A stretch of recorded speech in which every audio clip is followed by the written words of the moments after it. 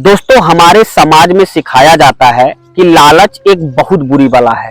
अगर कोई व्यक्ति, कोई इंसान लालच में फंस जाता है तो वो कई बार ऐसा कृत्य कर देता है जो ना ही उसके लिए बल्कि उसके परिवार के लिए, उसके समाज के लिए घातक और खतरनाक साबित होता है। दोस्तों, आज की जो सच्ची कहानी है उसमें भी कुछ ऐसा हुआ जिसमें एक पत्नी के लालच की वजह से उसके खुद के पति को ही दुनिया को हमेशा के लिए अलविदा कह देना पड़ा। दोस्तों, आज की जो सच्ची कहानी मैं आपको सुनाने चल रहा हूं, इस सच्ची कहानी ने ना ही रिश्ते की अहमियत को तार तार किया बल्कि इंसानियत पर भी सवाल खड़ा कर दिया। दोस्तों, आज की सच्ची कहानी सुनाने से पहले आपसे मेरा बस छोटा सा विनम्र अनुरोध है कि अगर अभी तक आपने चैनल को सब्सक्राइब नहीं किया है तो चैनल को सब्सक्राइब कर लेना, साथ में बेल आइकन के बटन को प्रेस कर लेना ताकि जब भी मैं ऐसी सच्ची कहानियां अपने चैनल पर अपलोड करूं तो आपको उसका नोटिफिकेशन सबसे पहले मिल जाए। आइए बिना देरी के कहानी को शुरू करते हैं। नमस्कार, प्रणाम, आदाब, शास्त्रीय काल, क्या हालचाल। उम्मीद है आप स्वस्थ होंगे और मस्त होंगे। तो मैं आज आपको जो सच्ची कहानी सुनाने चल रहा हूँ, इस सच्ची कहानी की शुरुआत होती है मध्य प्रदेश का एक जिला पड़ता है ग्वालियर। इसी ग्वालियर में रामधार जाटव और रामदार जाटव की पत्नी सीमा दोनों हंसी खुशी अपना जीवन गुजार रहे थे।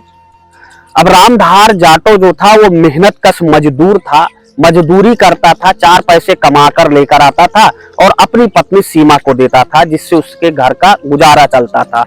लेकिन पिछले कई महीनों से रामधार जाटव की एक आदत पड़ गई थी।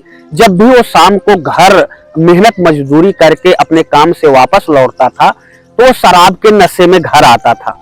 अब वो उसकी पत्नी जब वो घर आता कि रामधार शराब के नशे में है तो उसको बहुत समझाती कि तुम दारू मत पियो, तुम शराब मत पियो। लेकिन रामधार था कि दिन भर मेहनत करके जब थका हुआ घर आता तो शराब पी के कई बार पति पत्नी में आपस में बहुत तेजी से झगड़ा होती, जिसमें मोहल्ले वाले भी आकर समझौता कराते, तब दोनों जाकर आपस में ईमानदारी करते, तब दोनों आपस में जाकर शांत होते। अब रामधार जाटव जो मेहनत मजदूरी करके किसी तरीके से अपने घर का खर्चा चला रहा था, अब दिन जैसे जैसे गुजरने लगे तो हुआ क्या कि उसकी आदत में कोई बदलाव नहीं आया। वो जैसे था बल्कि उससे ज्यादा भी बर्बाद हो गया। यानी कि वो अब गांजा, शराब, जो कुछ पाता नशे में वो कर कर घर आने लगा और धीरे धीरे देखते देखते रामधार जाटव अनेक प्रकार के नशों से ग्रसित होता चला गया। और जब वो नशों से ग्रसित होता चला गया तो उसकी पत्नी को कई लोगों ने समझाया कि ऐसा है कि इनकी जिंदगी अब ज्यादा दिन की नहीं बची है। जिस हिसाब से नशा कर रहे हैं उस हिसाब से जल्दी ही ये स्वर्गवासी हो जाएंगे, क्योंकि ये बहुत ज्यादा नशा कर रहे हैं, ओवर नशा कर रहे हैं। तब पड़ोसियों से सीमा ने पूछा कि आखिर क्या किया जाए, इस दशा में कैसे सुधारा जा सकता है इनको। तो पड़ोसियों ने उससे सलाह दिया कि ऐसा है कि तुम ये जो अपना पैतृक मकान है, अपना घर बेच दो और दूसरा चीज ये करो कि तुम इनके नाम एक LIC करवा दो। आखिर में सीमा अपने पति को इस चीज पर मना देती है और अपना पैतृक घर, वहां पर जो उसके पास जमीन थी, वो जमीन बेच देती है। क्योंकि रामधार बिल्कुल नशे में चूर रहता था तो उसे ये नहीं मतलब था कि मेरी जमीन बिक जाएगी, मेरा घर बिक जाएगा, लोग और समाज, दुनिया मुझे क्या कहेगी, मैं किसको क्या मुंह दिखाऊंगा। अंततः रामधार के नाम पर जो पैतृक जमीन थी, गांव का घर था, रामधार ने अपनी पत्नी सीमा के कहने पर उस घर को बेच दिया। घर बेचने के बाद जो कुछ पैसे आए उसमें से आधा रामधार ने ले लिया और आधा रामधार की पत्नी सीमा ने ले लिया और रामधार के नाम 20 लाख की एक LIC करवा दी। अब LIC करवाने के बाद कुछ दिन बाद सीमा देखती है कि रामधार जो है उसकी आदत बिल्कुल नहीं छूट रही है। जब से उसे घर और मकान बिकने के बाद पैसे मिले हैं वो और अलग रास्तों पे जा रहा है, अपने कई लोगों को बैठाकर वो दिन रात शराब का सेवन करवा रहा है। अब उसकी पत्नी रामधार से एक दिन कहती है कि मैं अपनी बहन के घर जाना चाहती हूँ, तुम मुझे चलो छोड़ दो। अब रामधार कहता है ठीक है। वो अपनी बाइक पर बैठाता है और अपनी पत्नी सीमा को उसके बहन के घर छोड़ आता है। और शाम हो गई थी। शाम को जब रामधार अपनी पत्नी सीमा से कहता है कि सीमा तुम घर वापस चलोगी, तो वो कहती है कि नहीं, मैं आज रात यहीं रुकूंगी।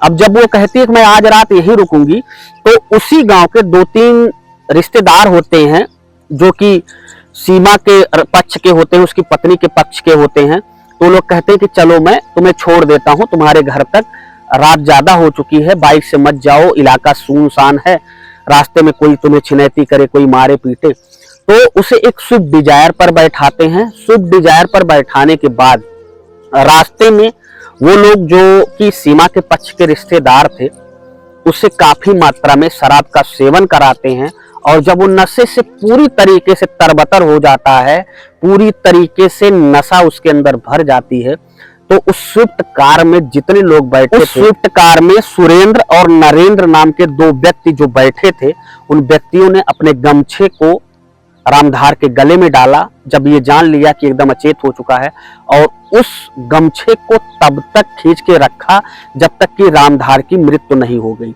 और जब रामधार की मृत्यु हो गई तो उसका शव, उसकी लाश, उसकी डेड बॉडी रोड के किनारे फेंक कर उस पर स्विफ्ट डिजायर कार 2-3 बार चढ़ा दी, ताकि देखने वाले को लगे कि जो व्यक्ति मरा है रोड के किनारे, जिसकी लाश पड़ी है, वो ऐसे नहीं मरा है बल्कि उसकी एक्सीडेंट में मौत हुई है, वो दुर्घटनावश मरा है। रोड के किनारे फेंककर वो लोग वापस आ जाते हैं। और 4 अप्रैल 2024 को ग्वालियर पुलिस कप्तान धर्मवीर सिंह, जो कि वहां के पुलिस अधीक्षक है, उनके कार्यालय में एक फोन बजता है और बताता है फोन करने वाला कि साहब यहाँ रोड के किनारे एक डेड बॉडी पड़ी है।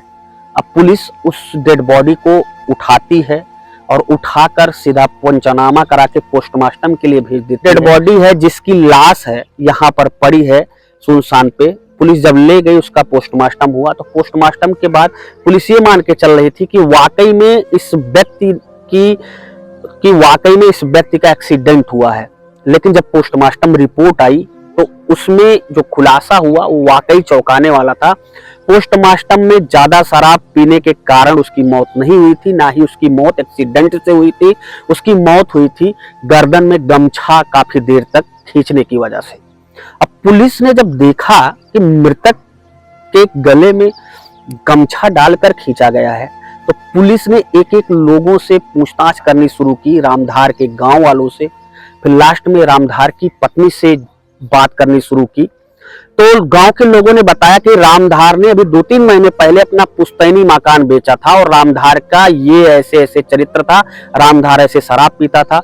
पुलिस ने जब पूरी तरीके से तहकीकात की तो उसकी पत्नी से पुलिस ने जब पूछना शुरू किया तो उसकी पत्नी सीमा कई बार पुलिस को घुमाने का प्रयास करती, जो उत्तर देती पुलिस पूछती तो वो अलग अलग तरीके से देती, इसलिए पुलिस का शक उसकी पत्नी सीमा पर और बढ़ गया। पुलिस ने जब सीमा से सख्ती से पूछताछ की तो सीमा टूट गई और उसने उस 20 लाख रुपए जो LIC किया था रामधार अपने पति के नाम, उसने सोचा था, एक बढ़िया सा प्लान बनाया था दोनों लोगों के साथ मिलकर, जो उसके घर आते जाते थे, जो उसके रिश्तेदार थे, कि असल में ये वैसे भी नहीं बचेंगे, इतना ज्यादा नशा कर रहे हैं, और अगर मैं इनके नाम LIC करवा देती हूँ और ये चीजें दुर्घटना में दिख जाएंगी कि उनका एक्सीडेंट में मौत हुई है, तो 20 लाख रुपया मिल जाएगी, 10 लाख रुपया मैं रख लूंगी और 10 लाख तुम दोनों 5-5 लाख रुपए बांट लेना।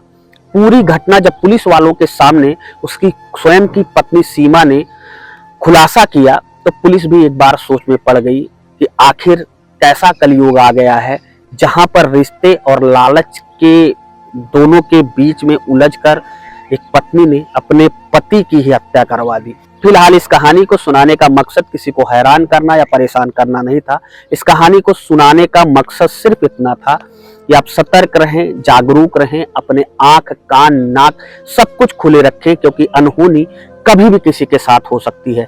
फिलहाल आपका पूरी कहानी के बारे में क्या कहना है, आप अपनी अमूल्य राय हमें कमेंट बॉक्स में जरूर बताएं। मिलता हूं ऐसी एक नई क्राइम कहानी के साथ आपको जल्दी। तब तक के लिए जय हिंद, वंदे मातरम।